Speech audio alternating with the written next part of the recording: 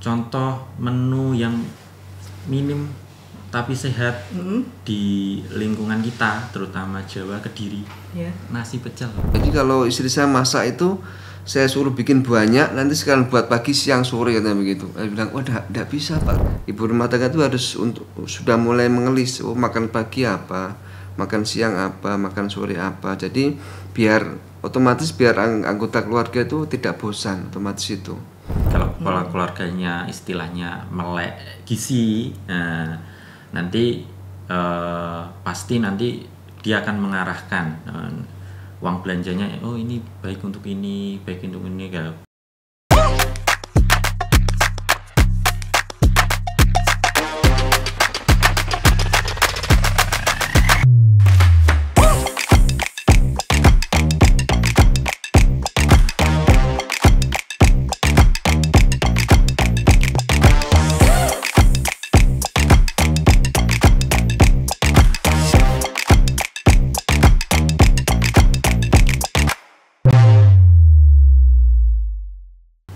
Halo Sobat Sehat, kembali lagi bersama Popcorn, Podcast Corner RSUD SLG Kediri.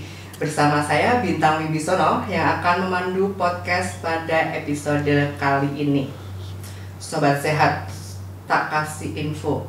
Sudahkah kalian tahu bahwa di setiap tahunnya di bulan Januari, Kementerian Kesehatan Republik Indonesia memperingati Hari Gizi Nasional. Dan di tahun 2025 ini mengangkat tema Pilih Makanan Bergizi untuk Keluarga Sehat. Jadi pasti Sobat Sehat di rumah sudah bisa menerka-nerka siapa sih bintang tamu atau narasumber yang akan hadir di episode kali ini. Kalau kita ngobrolin tentang makanan sehat, keluarga sehat, nggak afdol nih kalau kita nggak hadirkan langsung teman-teman dari instalasi gizi RSUD SLG. Baik, langsung saja kita sapa. Di sini sudah hadir ada Mas Nonot dan Mas Udin. Selamat siang. Selamat siang. Ya, terima kasih ya Mas Nonot dan Mas Udin sudah menyempatkan waktunya untuk hadir di studio kami yang sangat megah ini. Nah, sebenarnya saya ingin mohon izin untuk memanggil narasumber kita kali ini dengan sebutan Mas, biar lebih cair suasananya, buat kita menjadi lebih terlihat muda dan bersemangat, dan Sobat Sehat di rumah juga akan lebih mudah menangkap yang akan kita sampaikan di podcast kali ini. Baik Mas Udin dan Mas Nonot, sebelumnya mungkin bisa memperkenalkan diri dulu kepada Sobat Sehat di rumah, monggo. Oke, terima kasih atas kesempatannya. Assalamualaikum warahmatullahi wabarakatuh. Waalaikumsalam. Alhamdulillah kami diberi kesempatan di sini. Saya atas nama Nonot Wahyu Setiawan, saya salah satu staf dari instalasi gizi. Perkenalkan, sebelumnya saya bertugas di sini sudah hampir 3 tahun. Tepatnya 3 tahun yang lalu saya mengajukan permohonan pindah. Ya, kebetulan sebelumnya saya selama 14 tahun kurang lebih saya bertugas di Gorontalo Utara, provinsi di Sulawesi. Di sana saya bertugas di puskesmas. Alhamdulillah saya bisa bertugas di sini. Kemudian saya mengajukan pindah ke, awalnya penempatan saya di Dinas Kesehatan. Kemudian saya menginginkan suasana yang berbeda. Kemudian saya mengajukan permohonan kepada Dr. Tony. Alhamdulillah disetujui dan saya sudah hampir 3 tahun di sini. Dan berarti per tahun berapa? Per 2022. Jadi Februari awal saya masuk di sini. Ya, bergabung di SLG.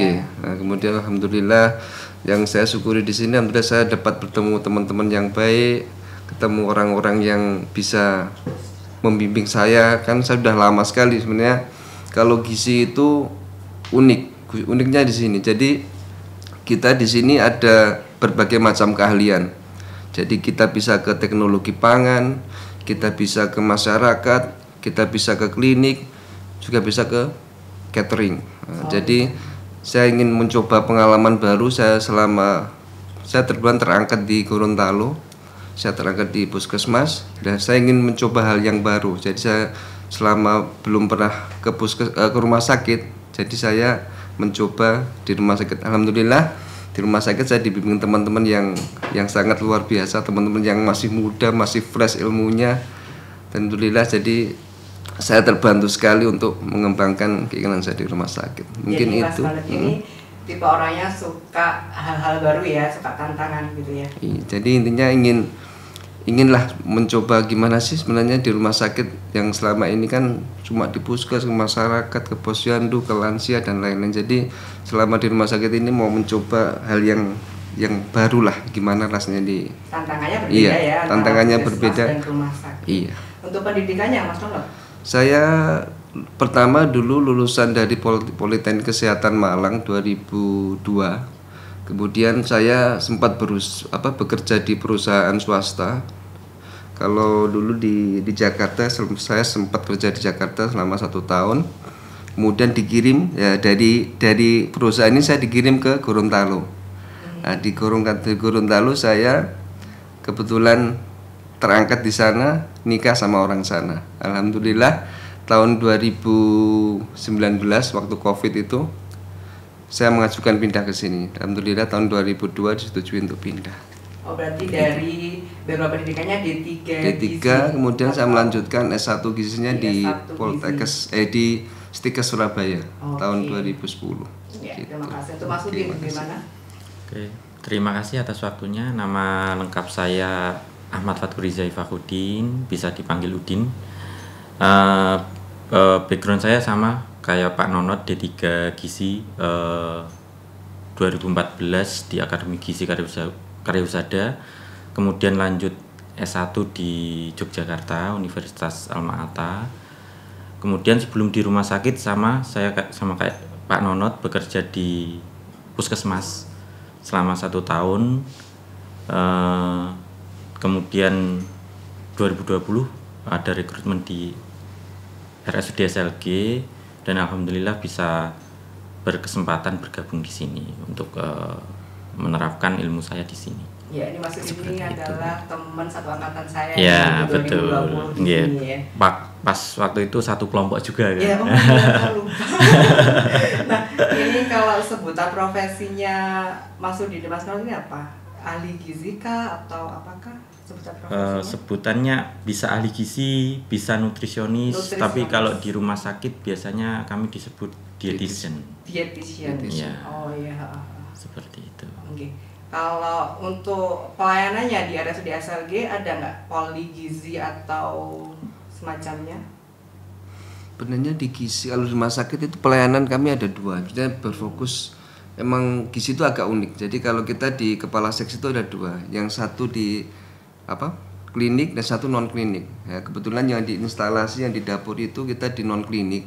Jadi penyelenggaraan makanan itu semua kita mengadakan kalau ahli gizi tugasnya kan untuk merekap kan. Jadi kita dari mulai merekap, terus nanti menentukan dietnya, terus memberikan catatan berapa yang harus dimasak. Terus kemudian kita kalau tugas di dapur ya, di instalasi itu kita mengawasi pemorsian. Nah, itu tugas di dapur. Kemudian kalau di klinik kita di pasien kita melakukan asuhan gizi. Jadi asuhan gizi kita lakukan nanti karena kita jumlahnya tenaga 7 orang. Jadi memang kita kadang terbatas. Jadi kita bagi-bagi ruangan. Mungkin Mas Udin di ruangan ini, saya di ruangan ini. Jadi setiap harinya mungkin bisa berbeda-beda. Jadi kita melakukan asuhan gizi klinik dan juga melakukan penyelenggaraan makanan di dapur gitu. Oh, jadi memang tugasnya nutrisionis itu nggak hanya di ruangan dapur aja, tapi juga visit langsung ya ke pasien-pasien ruangan. Kalau poliklinik nggak ada ya poliklinik? Kalau poliklinik ada, tapi kita poliklinik gizinya sesuai rujukan dari dokter internal kayak penyakit dalam atau syaraf. Nanti kalau ada pasien yang memerlukan konsultasi gizi biasanya dirujuk ke kami seperti itu. Jadi tugas kami di klinik pun lebih ke diet pasien per individu, kayak penyakit jantung dietnya seperti apa, nanti kebutuhan kalorinya seberapa, dan nanti baru kita koordinasikan ke ahli gizi bagian dapur untuk proses penyelenggaraan makanannya seperti itu. Jadi memang ada keahlian masing-masing. Kalau Mas Nonot dan Mas Udi ini memiliki ketertarikan di bidang apa misalnya? Di gizi bagian apa gitu, ada nggak sih? Itu kayak konsentrasinya gitu. Kalau konsentrasi kita semua, jadi Wajib bisa ya semua wajib ya? bisa semua karena kan rolling kan ya. Nanti bulan ini kita jaga di dapur, terus bulan berikutnya kita harus asuhan gizi ke pasien seperti itu. Jadi kita wajib kompetensi ahli gizinya harus dikuasai semua seperti itu. Luar biasa. Baik, ini baju kita nggak janjian, kita biru-biru ini. Kalau boleh tahu nih kok kembar nih bajunya apa, temanya ini? Baju apa nih? Ini baju profesi ya. Jadi setiap organisasi profesi kan ada baju masing-masing. Ya, kebetulan kita ini gambarnya mungkin padi ini ya. Jadi untuk makanan, jadi memang dari nasional begitu. Jadi memang gizi banget ya, intinya. Ini kan? organisasi kami namanya Persagi, Persatuan Ahli Gizi Indonesia. Oh, jadi kalau misalnya ada ID, ada PPNI, teman-teman nutrisionis Persagi. Oke. Baik Mas Nonot dan Mas Udin, kita langsung masuk ke tema kita. Di 2025 ini kan tema Hari Gizi Nasionalnya adalah pilih makanan bergizi untuk keluarga sehat. Nah, mungkin dari Mas Nonot ada bisa jelasin nggak sih makna dari tema tersebut itu apa sih? Kalau kita lihat memang gizi makanan itu hal yang penting tapi banyak yang dilupakan. Karena apa? Gizi itu kalau kita mau runut sejarahnya memang dapat dikatakan ilmu tertua dari manusia itu adalah makan. Nah, jadi makan itu sebenarnya sesuatu yang urgent, yang fundamental, tapi kadang tidak diperhatikan, sering diremehkan. Nah, jadi memang makanan itu intinya kunci sebenarnya, dan juga peran makanan ini perannya sangat strategis. Terbukti apa kalau kita lihat berapa tahun, alhamdulillah gizi ini berapa tahun kemarin ini sudah mulai ada perhatian lah, perhatian khusus. Misalkan kita lihat saja di berapa tahun kemarin itu, ini calon presiden itu mengangkat masalah gizi tinggi-tinggi. Misalkan waktu zamannya Pak Jokowi masalah stunting, itu jadi diangkat tinggi-tinggi. Jadi memang gizi itu walaupun memang efeknya mungkin dampaknya mungkin belum begitu terasa, tapi minimal sudah ada perhatian dari pemerintah itu tentang masalah gizi. Yang kedua itu kemarin Pak Prabowo juga mengadakan itu program makan gizi gratis. Itu kami ahli gizi 100% setuju tentang program itu. Karena apa? Walaupun nanti jalannya terseok-seok bagaimana, tidak masalah. Misalnya kita ibaratkan balita, kalau masih berjalan mungkin ada jatuh, ada mungkin terbanting, itu biasa. Sama seperti program gizi ini. Jadi harapan kita selama ini gizi itu kelemahannya apa? Saya kan lama hampir 14 tahun di Puskes itu. Jadi semua itu dari pemerintah itu cuma teori saja. Ada praktek dari masyarakat itu macam nanti akan kita jelaskan pedoman gizi seimbang, isi piringku. Jadi di masyarakat itu cuma iklan. Jadi tidak ada gambarannya. Oh, gimana sih makanan isi piringku tuh gimana? Nanti diharapkan dengan makanan gizi gratis ini dari siswa SD sampai SMA sampai ibu hamil nih tahu. Jadi tahu di depan matanya. Oh, begini tuh makanan yang bergizi seimbang tuh seperti ini. Sebenarnya kita tuh sudah sangat terlambat sebenarnya. Nah, dulu saja waktu saya masih kuliah, waktu tahun 2000 itu saya di sekolah swasta, di sekolah di Tulungagung itu. Dia sudah mampu dari SMP sampai SMA tuh melakukan makanan untuk siswanya.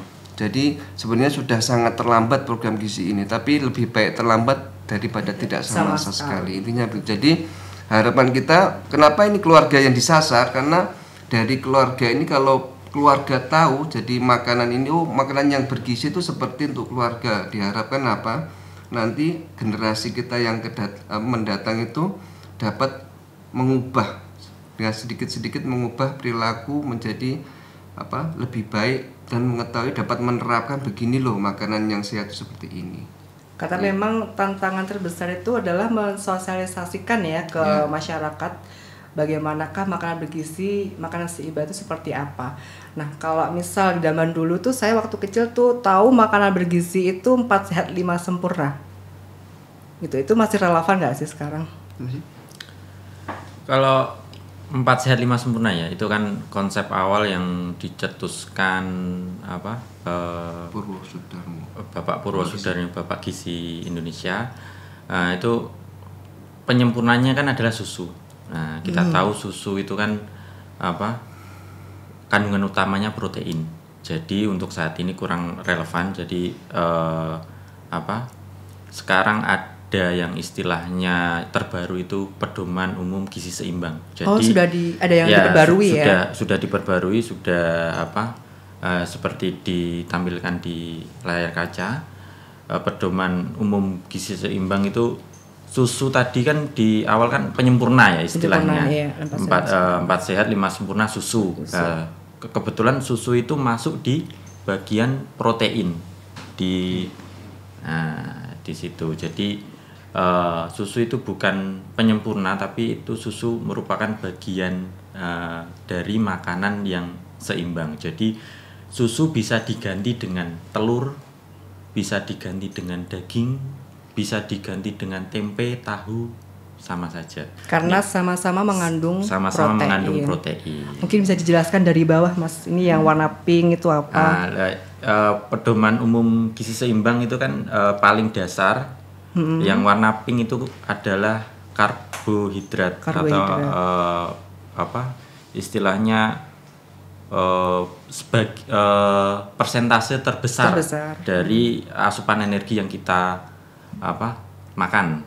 Jadi sekitar kalau berapa persentasenya karbohidrat 60% ya, 60 sampai 70%. Sisanya nanti baru ke vitamin, mineral dan yang lain di atasnya. Jadi kan lebih mengerucut dari yang paling tinggi. Yang paling tinggi itu yang paling kecil kan. Kecil persentasenya. Persentasenya itu gula, garam dan minyak. Oke. Jadi gula, garam dan minyak itu nggak sepenuhnya salah. Jadi tetap dibutuhkan tapi dalam batas minimal. Ada aturannya ya, nggak boleh banyak-banyak.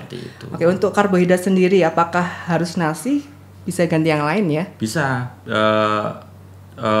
Bahan penukar karbohidrat itu biasanya kan kalau orang Indonesia kan nasi ya. Iya, kalau nggak makan nasi kita nggak makan katanya kan. Kalau itu bisa diganti dengan roti bisa diganti dengan jagung, bisa diganti dengan sagu. Kalau seperti saudara-saudara kita di Indonesia Timur kan makanan pokoknya sagu. Itu sama kandungan utamanya karbohidrat. Seperti itu. Nah, ini untuk di bawahnya ada aktivitas fisik ya? Ya, aktivitas fisik itu hal yang paling menunjang. Jadi kita istilahnya kalau kita makan itu kan asupan yang masuk, kita juga harus perlu memperhatikan energi yang dikeluarkan agar supaya kita tidak istilahnya kelebihan energi atau obesitas. Nanti kalau makan mulu tanpa istilahnya aktivitas kan istilahnya mager, malah kurang produktif lah. Iya. Nah, jadi makanya di pedoman umum gizi seimbang itu ada disertakan dengan aktivitas fisik yang cukup. Oke, kalau dari Mas Nonot, ada nggak sih saran buat sobat sehat di rumah cara agar makanan di piring itu bisa seimbang gizinya? Jadi begini, maksudnya saya menambah dari Mas Udin sedikit tadi. Boleh. Yang dari sejarah 4 sehat 5 sempurna tadi ya. Jadi awalnya itu memang tahun 50-an itu 4 sehat 5 sempurna ini. Nah, kemudian diganti sama ini yang piramida tadi. Piramida tumpeng tadi ya. Ya ini sebenarnya konsepnya ini dulu pada tahun 50-an itu kan terjadi banyak gizi buruk, gizi kurang. Jadi tahun 50-an. Jadi pada waktu itu kan masyarakat pendidikannya juga belum tinggi. Jadi untuk mempersingkat pikiran masyarakat. Jadi itu susu itu dianggap sudah ini paling superior, makanan paling top gitu. Kemudian seiring waktu ini tahun 1950, tahun 1995 diganti ini. 95 itu diganti ini. Jadi ini ada saya coba jelaskan ini sedikit ya. Nah, ini yang tentang di sini ada 4 pilar sebenarnya. Ada 4 pilar gizi seimbang itu ada 4. Intinya dasarnya itu ada 4 ya. Yang di dasarnya itu ada 4. Yang pertama itu beraneka ragam mengkonsumsi aneka ragaman makanan. Jadi seperti yang Mas Udin jelaskan tadi, makanan itu harus dari karbohidrat, protein, lemak dan sebagainya.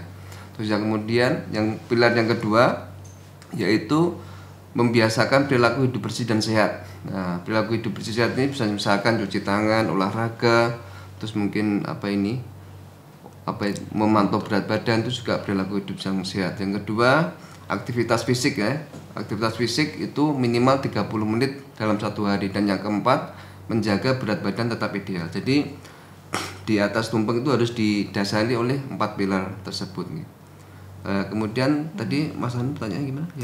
Yang itu kalau misalnya kita di rumah di piring nih harus ada apa aja sih gitu biar sesuai dengan tumpeng gizi seimbang ini. Iya, karena ini terlalu, kalau orang awam mungkin terlalu ribet ya orangnya. Kemudian tahun 2017 ada pemerintah ini.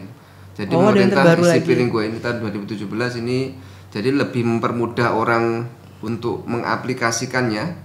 Nah, jadi ini kita berikan satu piring ya, yang setengahnya itu sayur dan buah-buahan, kurang lebih seperti itu, dan setengahnya dari yang lain itu makanan pokok dan lauk pauk. Nah, lauk pauk di sini ada hewani sama nabati. Nah, ditambah jadi untuk penjabaran dari isi piring dari piramida tadi ke sini. Jadi biar orang lebih mudah ditambah ini mungkin ada cuci tangan, aktivitas fisik, air minum minimal 2 liter. Jadi untuk mempermudah ini GGL ini maksudnya gula, garam, lemak. Nah, gula ini konsumsinya maksimal 50 gram per hari atau 4 sendok kurang lebih, 4 sendok makan. Untuk garam itu 5 gram atau 1 sendok teh. Lemak itu 62 gram atau 5 sendok makan. Kandungan dalam, jadi maksimal tidak lebih dari ini konsumsi GGL. Kalau micin nggak ada itu Kak ya? GGL masuk di garam itu ya kalau micin ya. Nanti MSG masuk di sini. Ini untuk orang sehat loh ya. Nanti kalau orang sakit beda lagi. Oh gitu. Harus dikurangin berarti. Ya, betul.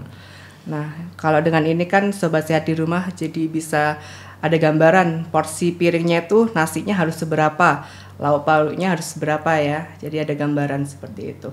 Nah, untuk pengolahan makanannya sendiri, boleh katakanlah itu sayuran, tapi boleh nggak sih kita makan sayur tuh pengolahannya digoreng atau kalau istilahnya direbus overcook gitu yang sampai hijaunya hilang gitu. Kalau seperti itu harus diperhatikan. Soalnya kenapa? Karena di kandungan sayur itu kan ada vitamin mineral. Nah, itu ada yang vitamin yang larut air, ada yang vitamin larut lemak. Nah, kebanyakan sayur, mayur, buah-buahan itu kan kebanyakan vitaminnya larut air. Jadi masak direbus nggak boleh terlalu lama. Jadi secukupnya, nggak sampai layu, nggak sampai istilahnya terlalu warnanya nggak sampai berubah. Jadi istilah kalau bayam dari hijau biasa jadi hijau hitam, nah itu malah nanti kandungan gizinya hilang. Jadi memang harus diperhatikan cara pengolahan dari makanan-makanan tersebut ya. Oke, untuk buah-buahan itu memang kita harus setiap hari makan buah atau bagaimana? Kan ada nih orang-orang yang nggak suka makan buah atau bisa diganti dengan yang lain. Kalau untuk buah seharusnya iya. Harus ya. Iya, soalnya apa? Soalnya kan di dalam pedoman isi piringku nggak banyak kok makan buahnya, cuma berapa itu ya, nggak sepertiga porsi. Nggak sampai seperempat. Nggak sampai seperempat. Istilahnya kalau sekali makan buah, contohnya pepaya lah ya, itu sekitar 3 potong 3 ruas jari. Cukup sekali makan. Nah, kita butuhnya makan kan 3 sampai 4 kali. Nah, nanti kan kalau kita terbiasa hidup sehat dengan makanan sehat, awalnya yang nggak suka nanti pasti suka. Istilahnya apa Kak? Witing tresno jalaran saka kulino. Lah seperti itu. Iya. Jadi memang kalau buah-buahan bisa lah pilih makanan buah-buahan yang mungkin gampang kita beli ya, Iya. kayak pisang. Iya. Kadang kan di halaman rumah kita Ya. memiliki pisang, Istilahnya papaya, kita berdayakan Lokal. pangan lokal. pangan lokal. Iya. Betul. Oke. Kalau untuk aktivitas fisik 30 menit per hari itu tujuannya tadi untuk Ya, untuk Berat ini badan ideal. membakar kalori yang berlebihan di tubuh kita. Soalnya jika kita makan aja tanpa aktivitas kan lama-lama istilahnya energi kan menumpuk. Jadi istilahnya bukan kekurangan gizi, jadi kelebihan gizi. Kelebihan gizi. Kalau kelebihan pun hal-hal yang berlebihan kan nggak baik.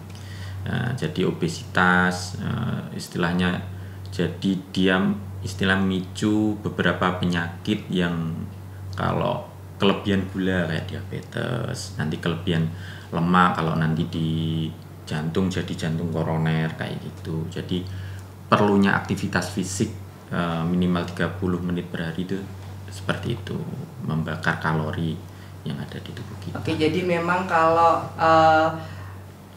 makanan gizi ini jangka panjang ya. Iya. Jadi itu jangka panjang biar kita tidak terkena juga penyakit-penyakit seperti bawaan itu kayak diabetes, penyakit jantung dan sebagainya. Iya. Gitu.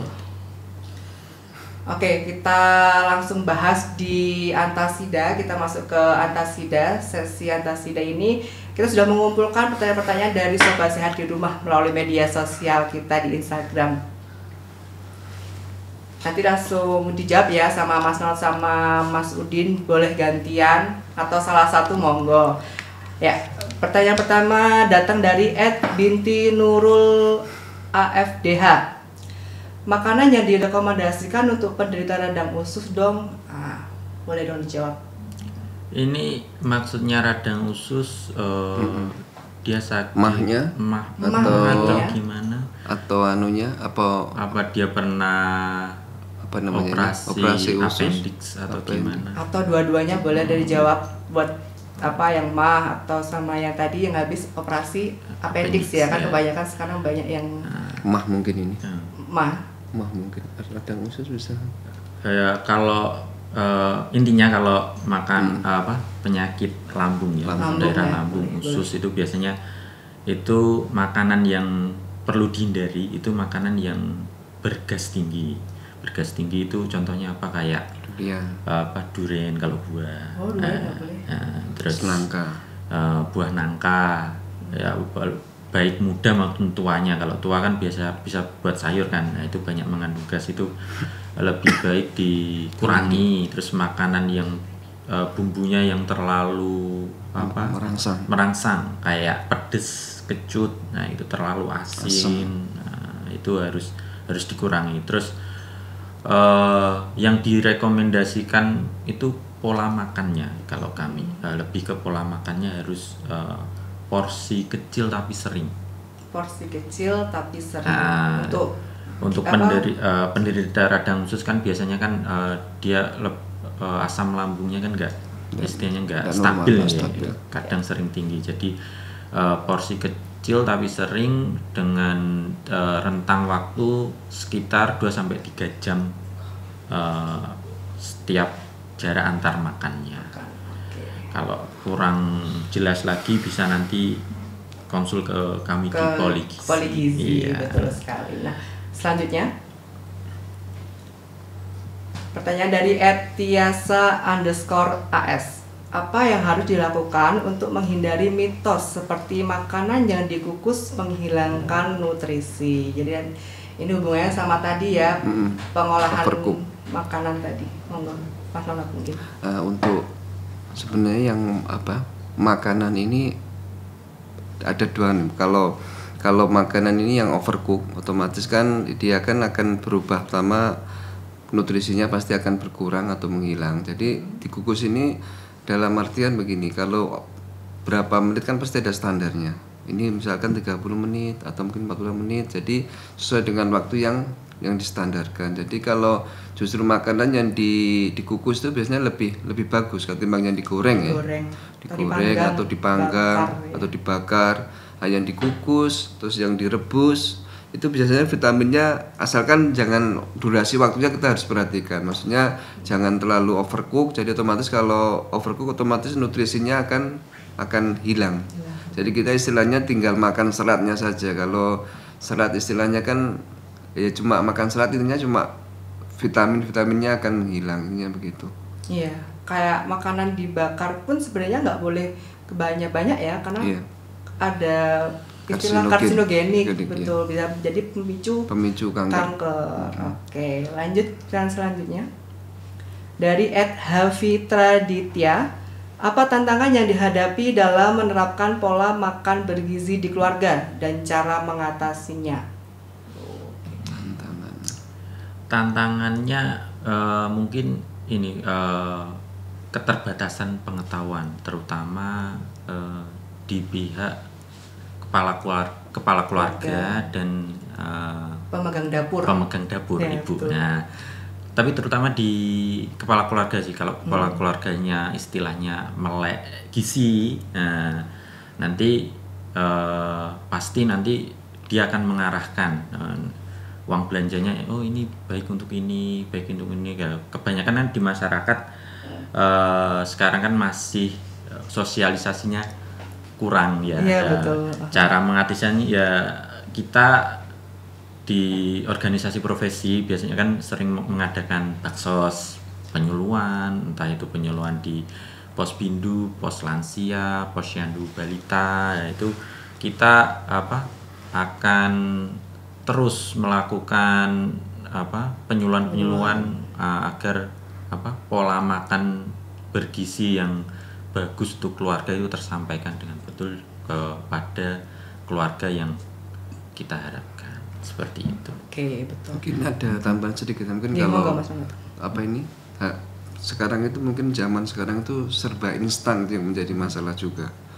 Jadi intinya tuh masyarakat sekarang itu sudah terpola untuk memberi makanan yang serba instan. Misalnya kita beli di cepat saji, makan makanan yang instan, otomatis kalau makanan instan semuanya pasti akan banyak tinggi garamnya, tinggi gulanya, tinggi lemaknya, pasti itu. Jadi makanan yang cepat saji itu pasti memiliki tiga kejelekan itu. Jadi kalau kita konsumsi itu dalam waktu yang jangka panjang, pasti suatu saat akan berdampak pada kesehatan. Jadi yang seperti Mas Udin bilang, tetap caranya baik kepala keluarga maupun pemegang dapurnya harus knowledge-nya harus dapat dan juga harus mau untuk menerapkan ilmunya, gitu intinya. Iya, ada istilah kalau zaman sekarang itu pilihlah yang real food.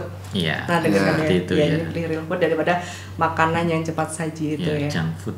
Junk food. Ya. Oke. Baik, lanjut selanjutnya ada lagi dari @Reni_Rosita313. Info dong menu sehat minim budget. Loh, ini kan tadi kita bahas yang pemegang dapur ya. Bagaimana sih bunda-bunda di rumah bisa mengolah makanan dengan budget yang diberikan oleh kepala keluarga tadi? Kita manfaatkan lahan. Iya. Kalau pengen lebih low budget lagi ya, kan sekarang istilahnya udah ada ya di sosial media YouTube. Itu banyak bertebaran info-info untuk istilahnya hidroponik atau bercocok tanam di pot. Nah, itu kan bisa menanam sayur mayur di sekitar, memanfaatkan lahan yang ada. Tapi yang bisa lebih istilahnya lebih hemat lagi. Kita sesuaikan ini menunya. Kita buat list menu dulu dalam satu hari. Kita rinci menu hari ini kita nasi berapa, istilahnya belinya berapa, terus sayur. Contoh menu yang minim tapi sehat di lingkungan kita, terutama Jawa, Kediri, nasi pecel. Oh ya, betul, nasi pecel. Kenapa? Salad Jawa ya istilahnya. Kenapa kok nasi pecel? Ada nasi ya kan, karbonya. Ada protein. Ada proteinnya, tempe tahu. Di kacangnya ya. Di kacangnya, di sausnya itu, sambal pecelnya itu, terus ada sayurnya. Ada lauk tempe tahu. Tempe tahu bisa tambah telur kalau ada telur. Nah, itu di Kediri berapa sih harganya? 6.000 masih ada. Iya kan. Nah, itu termasuk menu sehat. Menu Sehat, sehat, Pak. minim Sehat. budget. Ya, minim Oke, budget itu pecel ya. contohnya. Iya. Oke. Ada lagi nggak ya ini pertanyaan? Nah, dari @Gracelia. Apa saja tips memasak makanan bergizi untuk keluarga dengan mudah? Hampir sama ya pertanyaan Hampir dia, sama. hampir sama. Mungkin Mas Ronald bisa menambahkan. Kalau memasak dengan mudah otomatis ya intinya apa ya, masak itu kan memang harus, saya sendiri loh tidak pandai masak. Saya jujur Iya. aja tidak pandai masak. Jadi untuk masak itu sebenarnya tinggal style atau keinginan kita kan. Mungkin sebenarnya makanan bergizi itu tidak identik dengan mahal, tidak. Jadi makanan bergizi itu intinya ya tadi seperti yang jelaskan tadi, ada karbohidratnya, ada proteinnya, ada lemaknya. Nah, intinya makanan itu intinya bervariasi. Terserah nanti apa menunya setelah masukin tadi kita bisa list mungkin. Otomatis kalau cara mudah masak ya kita belajar masak, intinya otomatis begitu. Jadi kalau bisa itu menu itu bervariasi. Jadi misalkan kita coba di anggota ibu rumah tangga. Kalau perlu kita bikin daftar menu istilahnya gitu. Kalau kami di istilah gizi ada menu 10 hari per 1. Jadi kita menunya kita rencanakan hari ini pagi masak apa ya. Nanti kalau mungkin ibu rumah tangga yang tidak ada pekerjaan, cuma ibu rumah tangga, nah itu bisa kita buat variasi dalam satu hari itu pagi, siang, malam itu menunya apa saja. Nah, sekarang soal masak gimana mudah kita bisa lihat di YouTube sekarang. Tidak ada yang susah banget sekarang ini. Sama istilahnya kalau setiap ada kemauan pasti ada jalannya. Ada jalannya. Jadi istilahnya intinya ya itulah, kita kalau mungkin ketimbang tidak ada kerja mau lihat cuma film Korea lihat lebih baik itu kita susun daftar menu. Jadi kalau mungkin kalau di gizi itu ada itu tadi siangnya apa, kalau perlu snacknya apa. Kalau kita kan ada 3 makan utama, 2 makan pokok, yang itu kan 2 makan selingan. Nah jadi ibu rumah tangga itu harus sudah mulai mengelis, makan pagi apa, makan siang apa, makan sore apa. Jadi biar anggota keluarga itu tidak bosan, otomatis itu. Jadi biar tidak bosan, kemudian ada variasi juga. Nah kalau mungkin itu contoh menu pun bisa lihat di YouTube banyak sekali itu contoh bagaimana sih menu yang sehat itu, bagaimana itu pasti ada akan dibantulah, lebih termudah untuk zaman sekarang. Mungkin kebanyakan juga ibu-ibu, termasuk ibu saya mungkin ya, kalau mungkin masak pagi, nanti sayurnya bisa buat nanti sore. Itu sebenarnya nggak apa-apa, boleh apa nggak sih? Tergantung, maksudnya ini jenis sayurnya gitu. Iya, jenis sayurnya. Kebetulan ini saya kemarin ada konsultasi dari dia kena batu ginjal. Nah, setelah saya telusuri kenapa Pak kok, maksudnya minumnya gimana? Saya minumnya juga bagus kok Mas. Terus minum sayurnya gimana? Saya tuh suka sekali bayam. Jadi kalau istri saya masak itu saya suruh bikin banyak, nanti sekalian buat pagi, siang, sore katanya begitu. Saya bilang, enggak bisa Pak, kalau kan bayam itu kan tinggi kalsium. Jadi otomatis kalau dia mengendap dalam waktu yang lama pasti akan terjadi pengkristalan. Batu. Jadi bapak itu gampang sekali kena batu.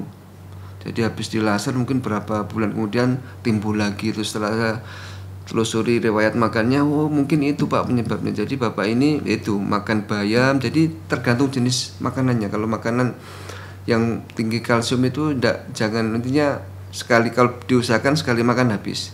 Begitu. Jadi kalaupun makanan yang berlebihan, sesuatu yang berlebihan itu nggak baik ya. Kayaknya sehat. Kayaknya bayam kan kayaknya sehat ya. Kayaknya sehat, tapi kalau padahal istilahnya dia berlebihan terus cara masaknya pun salah. Dia pun bisa menjadi penyebab timbulnya penyakit di tubuh kita. Oke, ada lagi nggak ya? Kita lihat. Oke, udah selesai ternyata. Mungkin dari Mas Nonot dan Mas Udin ada closing statement nih buat sahabat di rumah. Dari Mas Nonot dulu. Alhamdulillah, terima kasih atas kesempatan untuk kami sebagai ahli gizi. Mudah-mudahan kedepannya masyarakat ini lebih istilahnya melek gizi. Jadi harapan kami dari petugas gizi sebagai intinya bertanggung jawab atas makanan. harapan kami masyarakat kedepannya itu kenapa di rumah sakit itu kalau kita lihat mungkin 80-85% itu penyakit itu disebabkan oleh makanan. Jadi kalau kita keliling ke rumah sakit, mungkin kalau yang enggak karena penyakit makanan itu cuma ibu nifas kayaknya. Ya ibu hamil saja. Yang lainnya mungkin hampir 80% itu penyakit disebabkan oleh makanan. Pola makan kita. Jadi intinya pola makan itu investasi masa depan. Nah, jadi makanan itu sama dengan pendidikan. Nah, kalau kita nyekolahkan anak mahal-mahal, kalau misalkan saya kasih sekolah anak biarpun mahal tidak apa, kita kasih sekolah yang bagus karena itu investasi. Begitu juga makanan itu investasi untuk anak-anak kita. Jadi kalau tidak ada ruginya, tidak ada salahnya kita memberikan investasi makanan terbaik untuk anak-anak kita. Oke, luar biasa. Dari Mas Udin, monggo. Mungkin sudah terwakili oleh Pak Nono ya semua karena pedoman gizi kita swasta Harina ya. Swasta Harina. Sehat melalui makanan. Jadi lebih perhatikan lagi pola makan dan pola aktivitas kita. Pola aktivitas.